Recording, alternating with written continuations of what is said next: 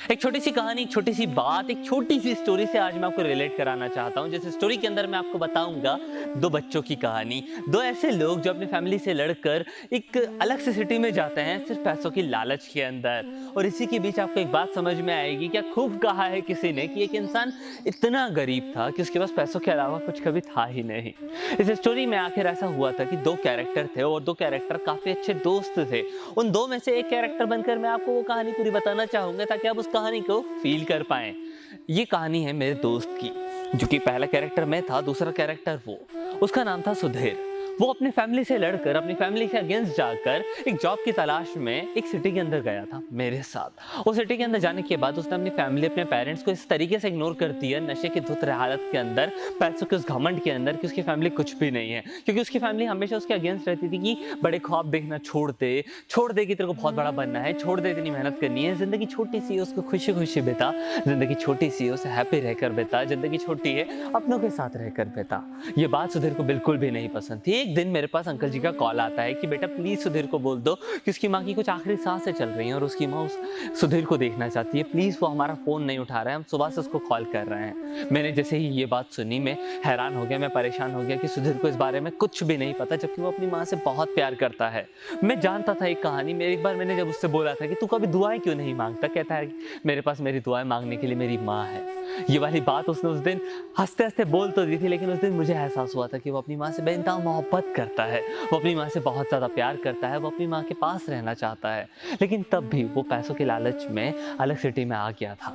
उसको जैसे ही ये बात मैंने बताई थी, उसने सच में अपना सब कुछ छोड़कर तुरंत भागने की तैयारी कर ली। उसने अपने सारे कामों को पीछे छोड़ दिया और तुरंत एयरपोर्ट मेरे साथ भाग चला। एयरपोर्ट तक जाते वक्त मैंने उसकी आंखों में जो आंसू देखे थे, जो गिले शिकवे देखे थे, जो अलनमी देखी थी, वो देखकर मैं डर सा गया था। मुझे नहीं लगा था कि मैं उसे संभाल पाऊंगा, लेकिन पूरी फ्लाइट के अंदर मैंने उसे हिम्मत दी थी कि सब कुछ ठीक है, सब कुछ सही हो जाएगा, कोई बात नहीं, तू सही है, तेरे साथ कभी कुछ गलत नहीं होगा।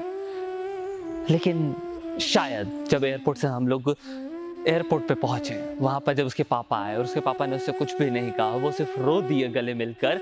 ये देखकर सुधीर बहुत डर गया, वो उसका डर देखकर मैं और ज्यादा डर गया। हम दोनों फ्लाइट में थे जब हम यही सोच रहे थे कि कहीं ऐसा कुछ हमें देखने को ना मिले। हम लोग तुरंत कार के अंदर बैठे और हम सीधा उस हॉस्पिटल में पहुंचे जहाँ पर उसकी माँ एडमिट थी। माँ के पास जाने के बाद जब डॉक्टर ने कहा कि बहुत कम समय बचा है, तो सुधीर ने अंदर जाने से ही मना कर दिया। उसने कहा कि मैं अंदर जाकर मिलना भी नहीं चाहता, उसने कहा कि मैं देखना भी नहीं चाहता, उसने कहा कि मुझसे बहुत गलती हो गई, उसने कहा कि मैं नहीं देख पाऊंगा लास्ट में जाते जाते, जबकि मेरे पास मौका था कि मैं अपनी पूरी जिंदगी अपनी माँ के साथ बिता दूं, सिर्फ कुछ पैसों की लालच में मैंने मौके छोड़ दिए। तब मैंने उससे एक चीज कही कि यार देख, सिंपल सी बात है, लाइफ छोटी सी है, मानते हैं हर इंसान का अपना अपना टाइम होता है, लेकिन जितना टाइम मिले हमें उस टाइम तक उस इंसान के साथ रहना चाहिए। लेकिन जो गलती हो गई सो हो गई, अभी तेरी मम्मी तेरे पास है तो प्लीज जा, आखिरी बारी सही उनसे मिल ले और उनको वो कह दे जो तू हमेशा से कहना चाहता था। सुधीर हिम्मत करता है, दरवाजा खोलता है, अंदर जाता है, जो बेड पर उसकी मम्मी होती है, जाकर उनका हाथ पकड़ता है और प्यार से बोलता है कि मम्मी मैं आ गया। उसकी माँ ने अभी तक किसी को कुछ कहा नहीं था, लेकिन उस सुधीर को देखकर अपनी आंखों में आंसू ले आती है। आंसू लाने के बाद उसकी माँ सुधीर से सिर्फ एक लाइन कहती है, बेटा तू अभी मेरे लिए आया या खुद के लिए? तो क्या आज भी स्वार्थी है? तो क्या आज भी यही सोचता है कि सब कुछ पैसा होता है? तो क्या आज भी यही सोचता है कि सब कुछ नाम होता है, सब कुछ एक काम होता है, सब कुछ एक एहसान होता है? मैं सच कहती हूँ तुझसे, मैंने अभी तक अपनी पूरी एनर्जी से तेरे लिए बचा कर रखी थी। जो कुछ चुनिंदा शब्द मैं तुझे कहना चाहती थी, वो मैं हमेशा से तुझे बताना चाहती थी। बेटा मैं कभी भी तुझे छोटा नहीं देखना चाहती थी, मैं कभी भी तुझे छोटे लेवल पर नहीं रखना चाहती थी, लेकिन मैं तुझे अपने पास रखना चाहती थी। क्योंकि जब तेरे बड़े भैया ने सुसाइड करी थी, मैं डर गई थी। जब तेरे बड़े भैया ने हमें बिना बताए इस दुनिया से ये दुनिया छोड़ दी थी, तो मैं कांप गई थी। मैं तुझे नहीं खोना चाहती थी, लेकिन तूने मुझे खो दिया। और ये बात बोलकर उसकी मम्मी चल दी। उसकी मम्मी की आखिरी सांसें में सिर्फ यही लिखा था कि बेटा मैं तुझसे प्यार करती थी।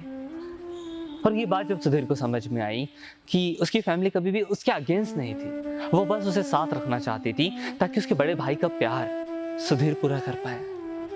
लाइफ में हर वक्त सक्सेस, ड्रीम्स, फेलियर, इन सब में फंसे रहना शायद सही नहीं है। कई दफा लाइफ में हमारे सामने कुछ ऐसी सिचुएशन आ जाती है जो कि गलत नहीं है। अगर आपको गलत लग रही है तो मैं आपको एडवाइस देना चाहूंगा, वो गलत नहीं है। आप चाहो तो उन सिचुएशंस के साथ रह सकते हो, आप चाहो तो उन बातों को रिलेट कर सकते हो, आप चाहो तो उन सिचुएशंस को एक्सेप्ट कर सकते हो कि आपकी फैमिली को आपकी ज़रूरत है। क्योंकि खुशनसीब है हर वो इंसान जिस इंसान की ज़िंदगी में कोई एक है जो उससे पूछे कि तूने खाना खाया है या नहीं। वेल दोस्तों, था Sujit Kavitari, H motivation for life channel का क्रिएटर। और आपकी फैमिली भी आपसे बहुत प्यार करती है, उनके साथ रहें, उनका साथ दें। God bless you all. Video अच्छी लगी हो तो इसे लाइक करें, चैनल को सब्सक्राइब करें और कमेंट बॉक्स में ज़रूर बताएं कि कैसे स्टोरीज हैं आप इमोशनल हुए,